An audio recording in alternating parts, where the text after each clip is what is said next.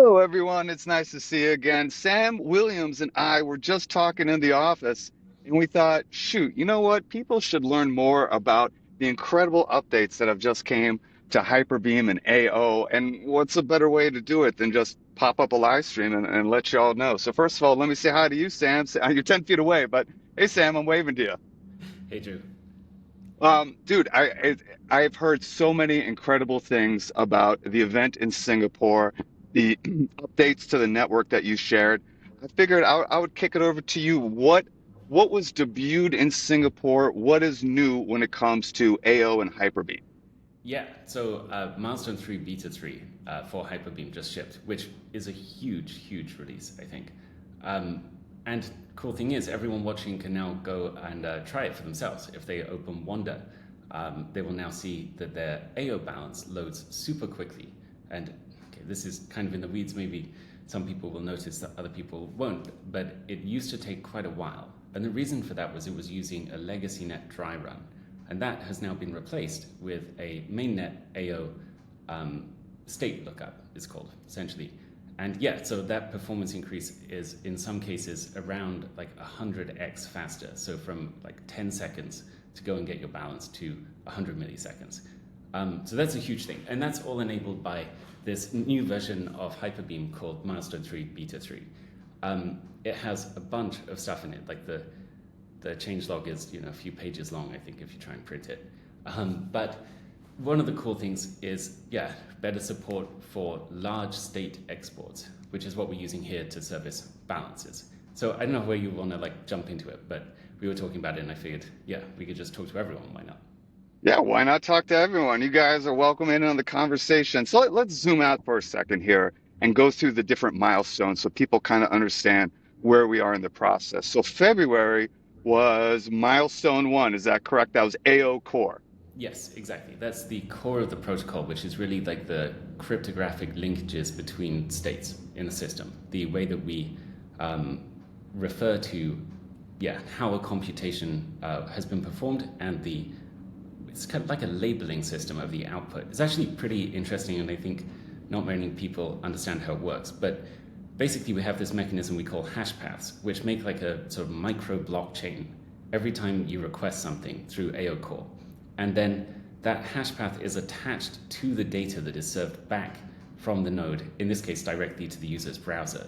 And you open up the browser network tab and you'll see a signed response from the node if you're speaking directly to a HyperBeam or any other node type that's running AO core actually. Yeah, if you're speaking to it, then it'll give you an attestation back of, hey, I had these inputs, I did this computation, and I attest that this output is associated with it. This is interesting because it gives you basically like a data supply chain mechanism for the entire internet, for any cooperating service, basically. So that's what happened in Milestone 1. The core of that was made concrete, hasn't really changed since then. Then Milestone 2, we added support for what everyone knows as AO in the sort of in the legacynet testnet version, which is processes. So this idea, they look basically like smart contracts. AO core is much wider than that. It'll label and allow you to attest to the correctness of any computation, whether a smart contract evaluation or something off-chain, like a serverless function or returning like information from an Arweave transaction, all sorts of things. But yeah, milestone 2 is focused more on, okay, so having processes that have reliable IDs that stay the same after many interactions. So many people can refer to the same thing. And essentially that ends up looking like smart contracts. We had mainnet resident processes were enabled by milestone 2. And then milestone 3 is sort of looping back in where we started, which is legacynet. So making it so that the processes that already existed in the legacynet system can now be executed inside HyperBeam, and so are compatible with and composable with all of this new and interesting and useful stuff that we've added on that side. And that has been split up itself into like 3 different components at this point. There was the first beta, which was pretty rough, but it worked for most processes. We actually skipped a public release of beta 2, although we had it internally, just because I think there were some components there that we thought were useful updates, but it would have been better just to have it all in one go like we do now Hmm. with Milestone 3, Beta 3, which, yeah, it's publicly available and has a whole bunch of different additions to the system. On top of, like, really, yeah, to zoom out and answer your question more completely, look, where are we, right? We started 2 years ago building AO, and we first built like a prototype of the system. It was very rough, but it was, workable. We didn't really expect many people to pay attention to it. But instead what happened is everyone caught on to the idea very quickly, which I was really, I don't know, it was interesting to see, because with Arweave it took like 2 or 3 years before people really seemed to get it. With AO, it was almost instant, which was amazing, but meant that we were in a very different position, which is that, okay, well, we got to go from like the prototype of the system to the full mainnet version, and also with the learning from Arweave that it's so much harder to fix things once the system is live and in use than in testnet phase. So we thought, okay, well, build it out properly. Yeah, and so it's been this process of sort of building the plane while the plane is already in flight, and more people are starting to use AO testnet, and so we're trying to sort of keep up with that and also build the protocol in such a fashion that it's actually robust and built well, built to last, rather than built, this will work for now, let's go fix it later. And Hmm. it's really, yeah, we have stayed true to building it properly, which is great. I think now we're getting out the other end. But gosh, yeah, it was, well, what did we put in the HyperBeam boot message? Something like, eat glass, build the future. Yeah. There was a lot of glass eating. There was a But lot of glass eating. now we get to the uh, good bit, which is, it's actually built well, and we're starting to migrate all the compute from legacynet to it, and that just means better performance and stability for users. And long term, we have like this, this growth roadmap where tech is not in the way anymore. So that's really, really good. And I think for the vast majority of Web3 protocols, they have that like fix it later mindset, and you just end up, yeah, in a tech quagmire that lasts a very long time.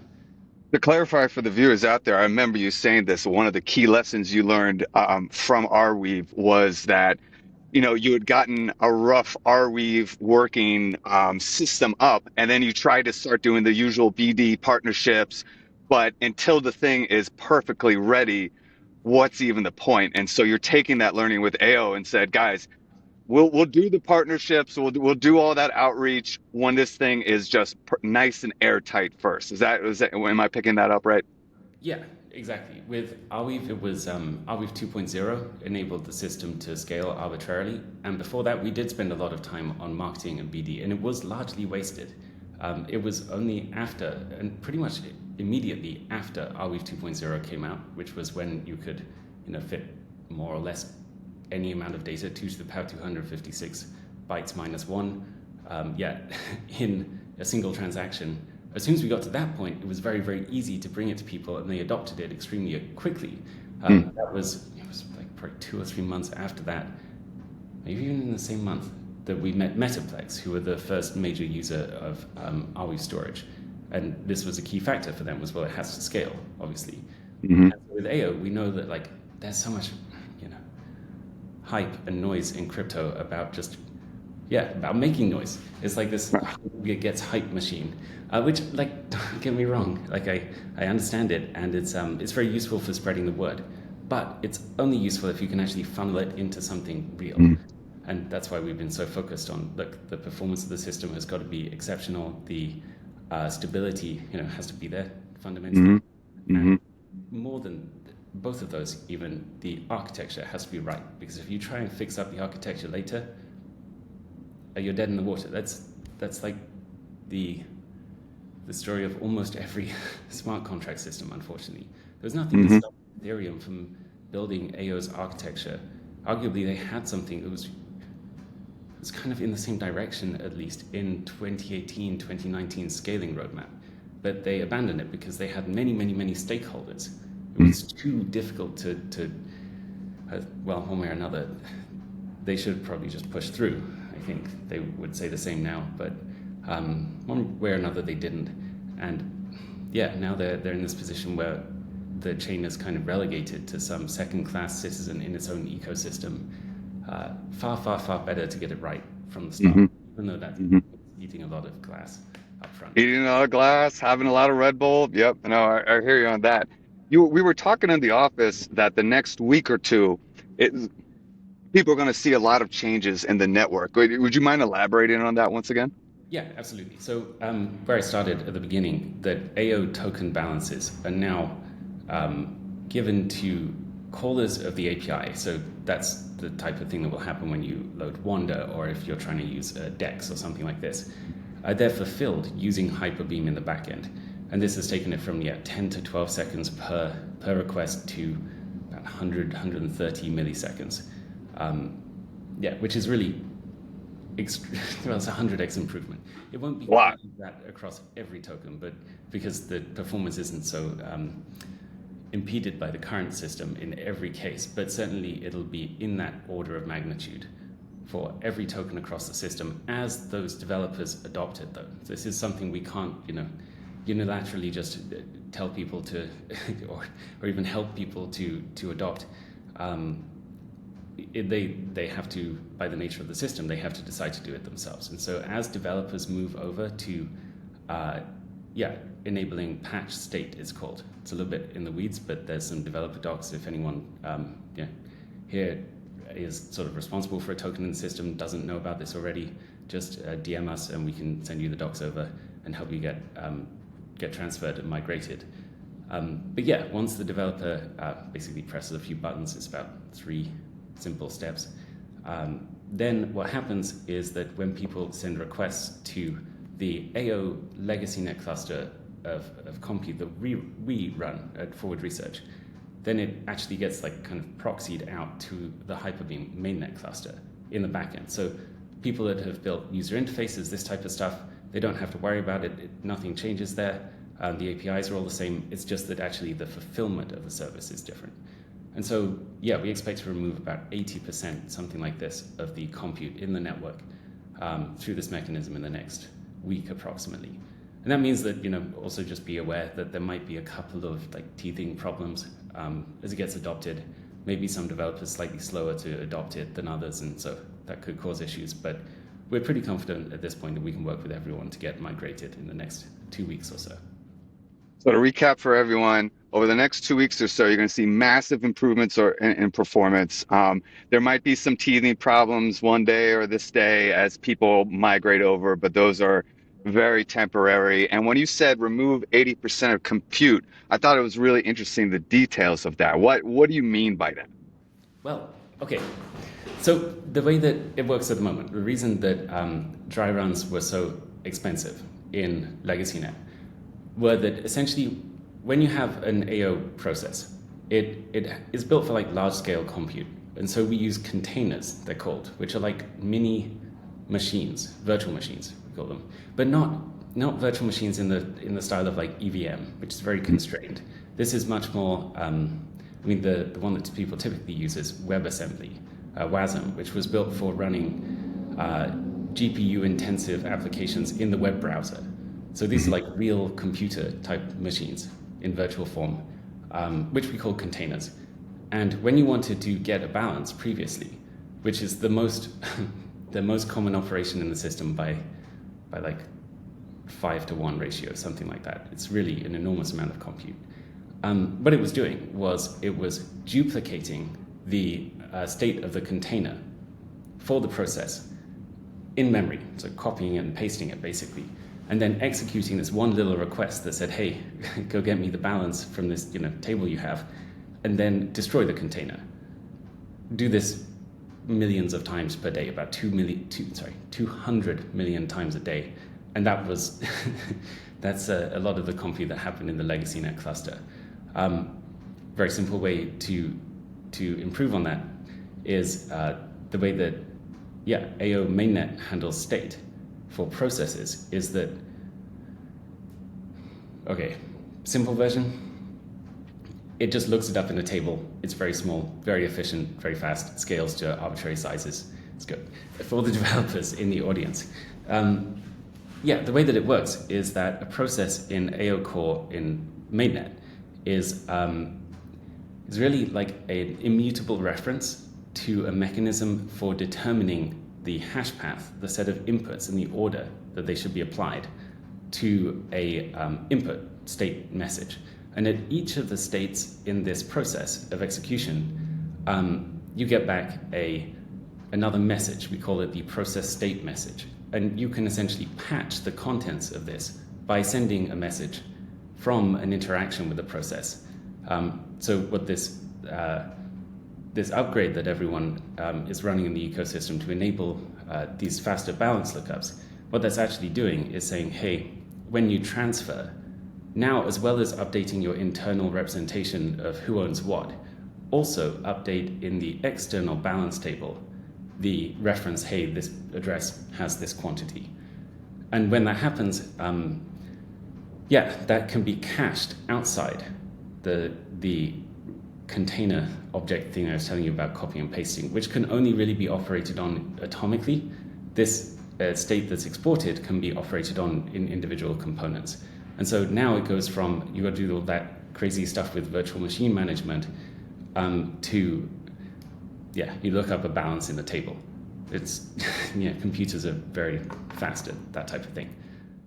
It's a lot easier for the people out there who aren't devs.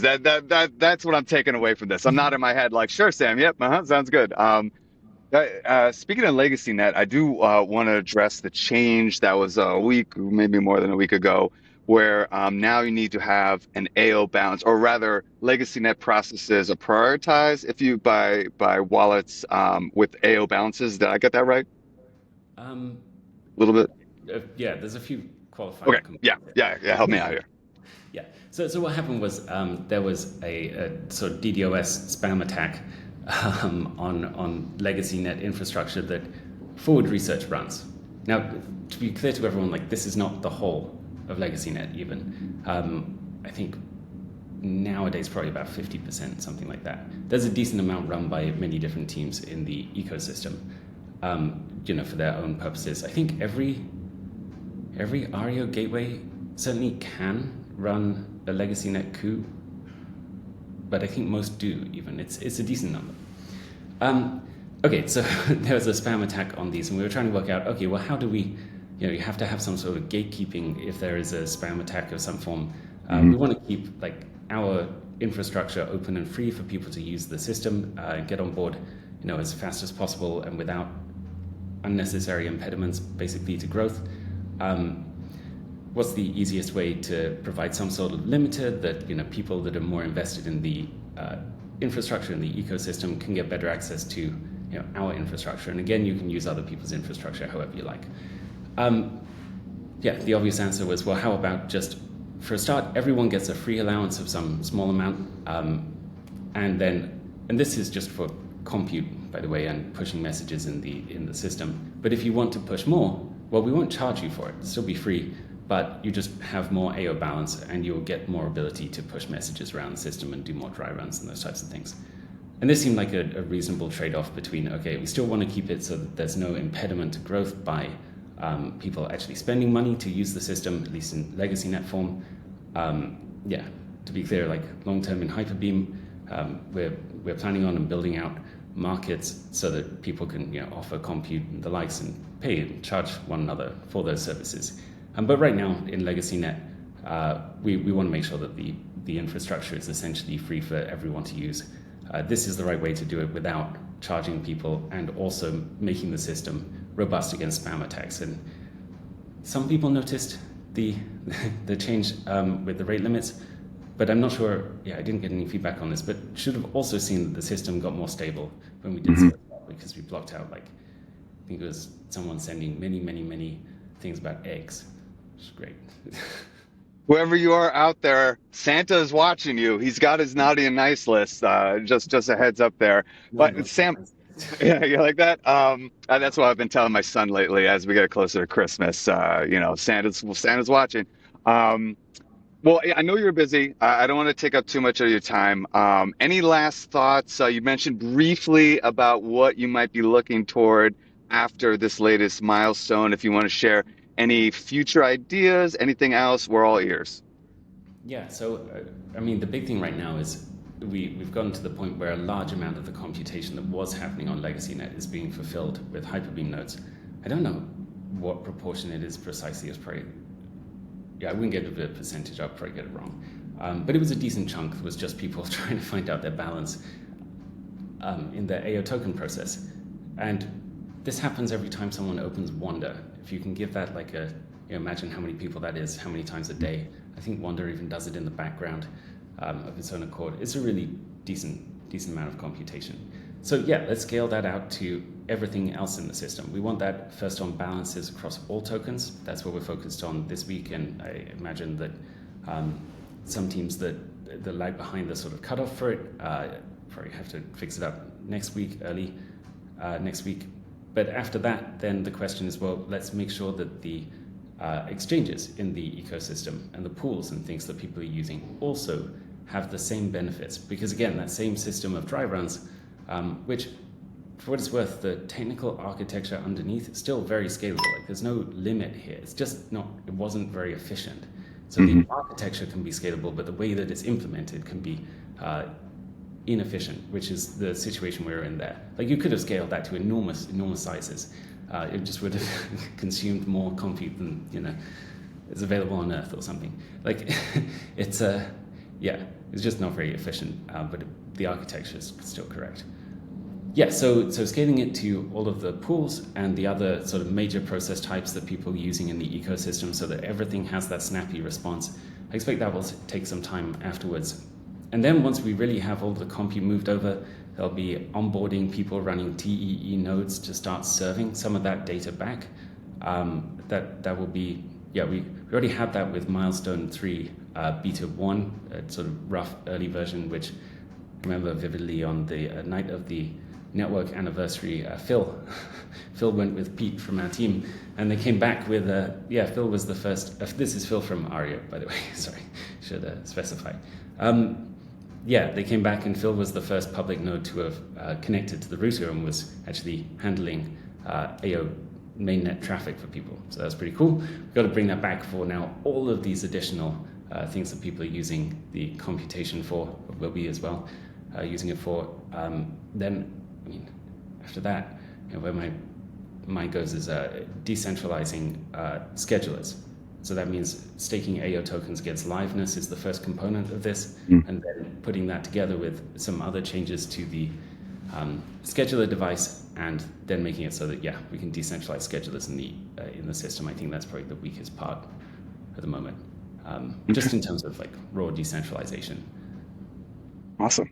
Well, Sam, every time I talk to you, I learn something new. In this case, 1,000 new things. We appreciate you as always. For everyone out there listening, don't hesitate to ping us in Discord, on X, on Telegram. We'll do our best to get answers to your questions. Sam, it's been a pleasure, man. Great to see you. Thanks for chatting. See ya. Bye.